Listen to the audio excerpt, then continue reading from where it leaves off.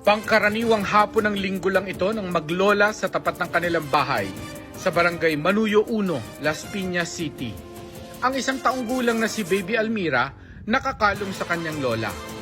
Hanggang sa tinamaan ng lapis sa kanang mata si Baby Almira mula sa 2 batang naghaharutan sa kanyang tabi. Po, yung unang bato po ng face mask, pangalawa po lapis, ayun na po yung tinamaan yung pamangkin ko ng lapis sa mata. Inaasar po kasi po nagsusulat po kasi yung pinsan ko na na bata. Bale po pagbato sa kanya, hindi po siya tinamaan, yung pamangkin ko po yung tinamaan ng lapis. Dinala ang bata sa PGH, pero eye transplant na lang daw ang pag-asa para maibalik pa ang kanyang paningin. Lalagyan ng laman para daw po hindi lumubog yung yung sa mata niya.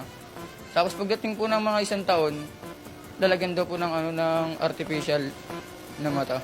Sabi naman daw po ng doktor na kung mayroon daw pong magdo-donate ng mata, pwede daw po mabalik yung paningin yung ng pamangkin ko. Mahirap kumuha ng eye donor, kasing hirap para sa pamilya ni Almira na makalikom ng pera para sa transplant. Para sa akin, hindi po okay yun.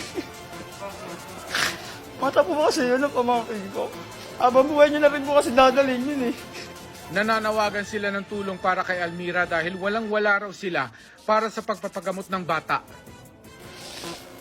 Kaya po, kung may mabuti pong loob na gusto tumulong para po sa pamangkin ko, ngayon pa lang po nagpapasalamat na po ako ng marami.